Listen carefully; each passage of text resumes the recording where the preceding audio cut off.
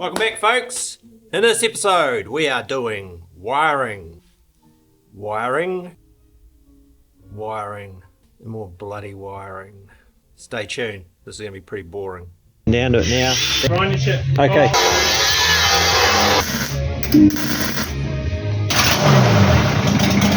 Hey!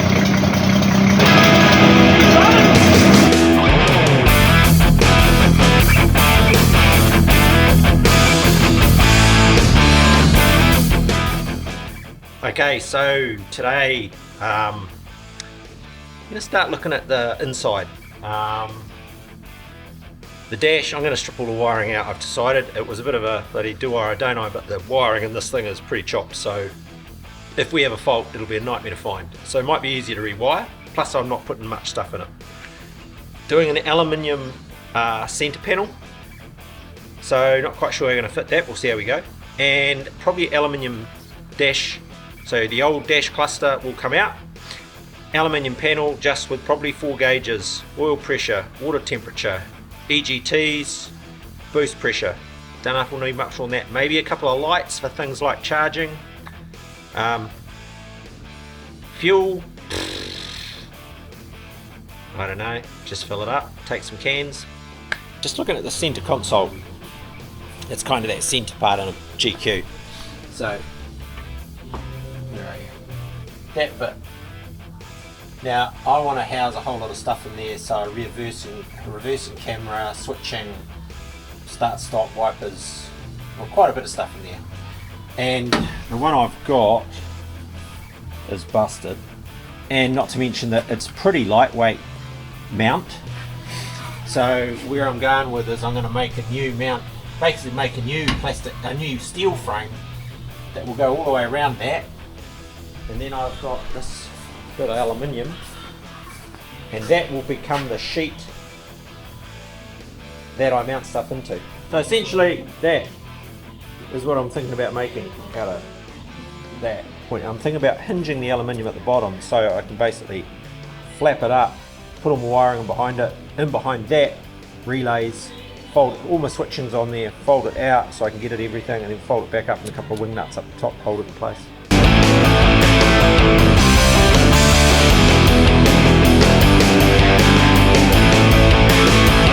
Here's our pattern. We'll go close. What a dumb prick, eh? Here's a good idea, Ken. Don't make your own template. Use that, clown.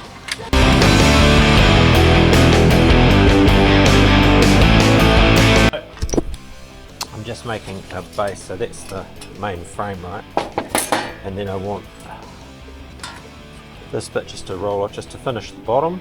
Okay, so just fitting it up.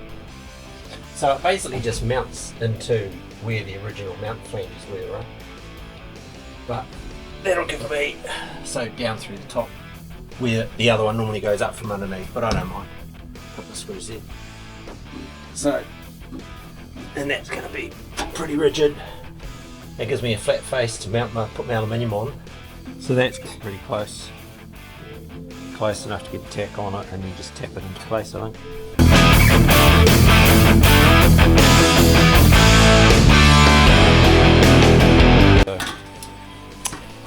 So I could put a bit of bulb on that just to, but I think Hammerite will probably cover that. It's not bad.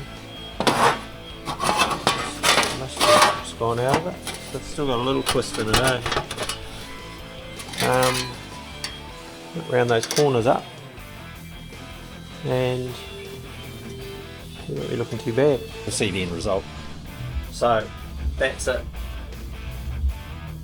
So frame is panel steel, painted a couple of coats of Hammerite. It just sort of ties in with the grey dash, not too bad. And that's a bit of 3mm aluminium plate. And I just gave it a bit of a whirl with some gritty stuff. So, oh, actually these screws, they're not the end ones. I'll be putting some flat Allen key wafer heads in there. I may hinge the bottom, I'm not sure, so you can drop it open to get everything behind it.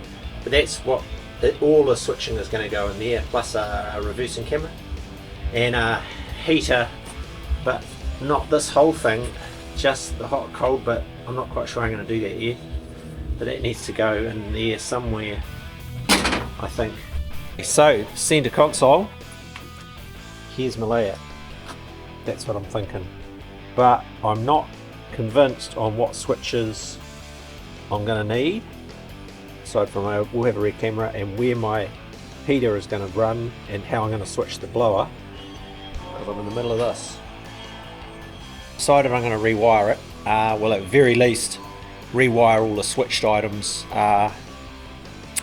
start system, glow plugs, main fuse, all of this stuff. I'll try and wire two and keep basically some of these components in place, but everything behind the dash and the fuse boxes I'm going to do myself, because at the moment half the stuff that should be switched isn't working, and most of the wiring has been chopped, as you can see. Okay, so starts wired, auxiliary switches are wired, 12 volts wired, solenoids wired. So anyhow, I've just hooked up a 12 volt battery. So power on, 12.5 volts, engine start, listening. I don't know if you can hear that, but that's my start relay engaging, so that's good. So getting down to it, and I was starting to lose track of what I was doing. So my wife does a fair bit of crafting, and she had a little Bluetooth label maker, and I'm like, that'll work. So now I know what the relays are, even with a little wee pretty banner around them, right? I don't know how well they'll stick, but worth the crack. She's back in, and now the fun starts, where we start to stick some Deutsch plugs in. So come up too bad, so that's going to be my dash. So what I want to do in there is mount 5 52mm gauges, and they just fit. Probably should have done 2 bigger ones maybe, or 3 bigger ones in the centre and 2 smaller ones on the outside. She could have got tight though, but 5 will get in there. So that's EGTs, boost pressure, EGTs, boost pressure, possibly a fuel gauge, oil pressure, water temperature.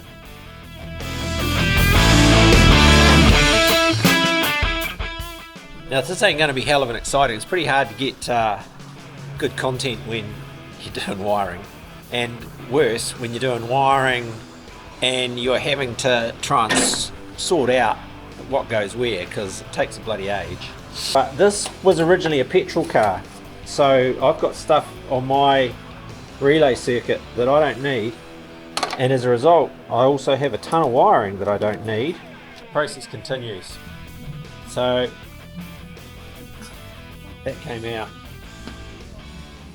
So it's a shambles, but essentially, because I'm not going to do a glow plug switch off the key, I'm just going to push button glow, so I'll only glow it up in the mornings when I fire up. Other than that, I'm not using it regularly enough to need, you know, the glow timer. So you can bypass the glow timer. Probably 60% of the stuff in the fuse box I won't be using either. This stuff I won't be using, so basically all of that has come out. Lighting. This will be my lighting loom. Lighting plus piddlers plus 12 volt vacuum pump.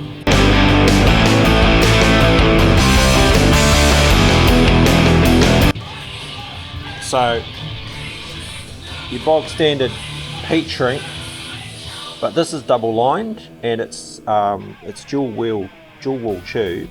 That's 4mm. You can get it in heat sizes, but it's got a glue liner. Heat her up, shrink it down, and glue squeezes out the end. So I don't know if you guys get this, but when I'm doing wiring on a car, it takes me a bloody age, and of course once you're in the thick of it, you don't really want to leave it alone, right? You kind of want to get stuck in. So I've been trying to avoid things like, I don't know, lawns, fixing roofs, fences, general stuff, right? Because I really want to get this wiring done, and it's like a passion, like I love it. So I thought I was getting in the bloody car with the missus. and she rocks up this morning, brings me a bloody coffee and a scone. Now I tell you what, I don't care what anyone says, that's a keeper right there. Bloody magic. Hey, magic.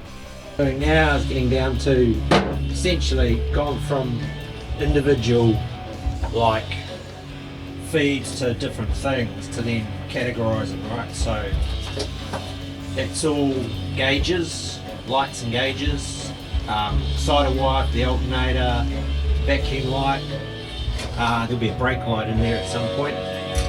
Then that's power feeds for lights, and then there's a column feed here, 2 column feeds, wipers and lights, and then triggers off those for reverse lights and tail lights.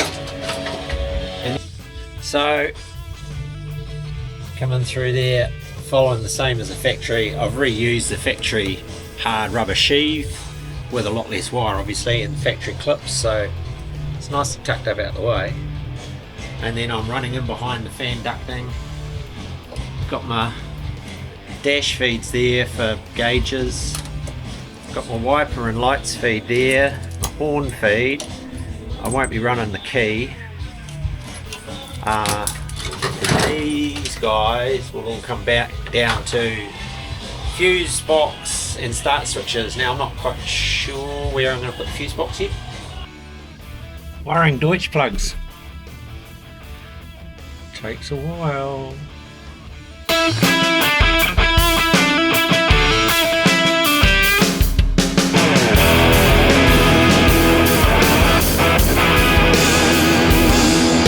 Be honest with you,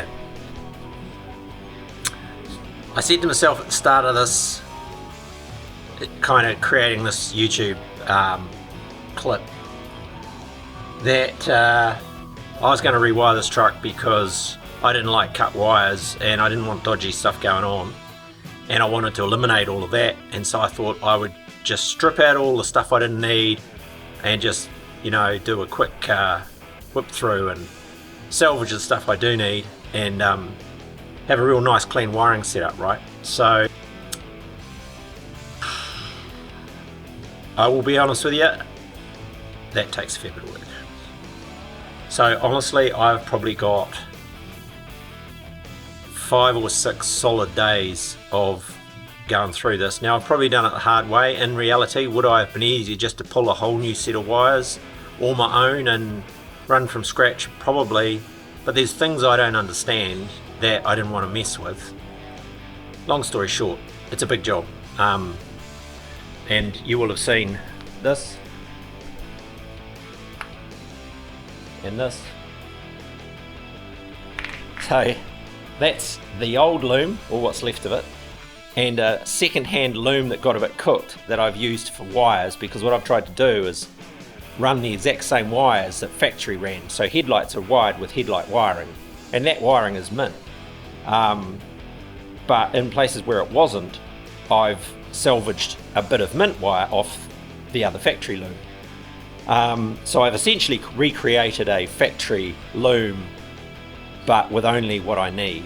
And that's probably the hard way of doing it. But it's come up pretty clean. So main feeds, that's a new Deutsch plug.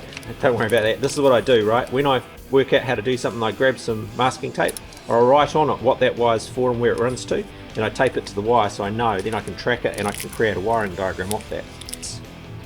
For my light power unit, like gauges, reverse trigger, fuel solenoid, that stuff.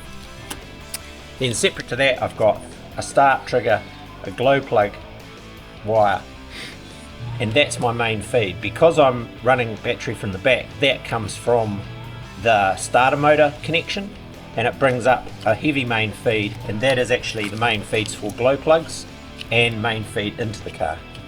Now in here, what do we got? So center console, you've seen earlier on. Behind there is my main feeds in. Dash, those lights across the top. So red is handbrake, green is fans on, fans off. so rear radiator fans, so I just know that they're switching on and off. Orange is alternator, volts, I also have a volt gauge down there. Blue is my vac pump. Everything in that I've made. Those two levers, those are the original hot cold lever, and that's the original fan switch lever.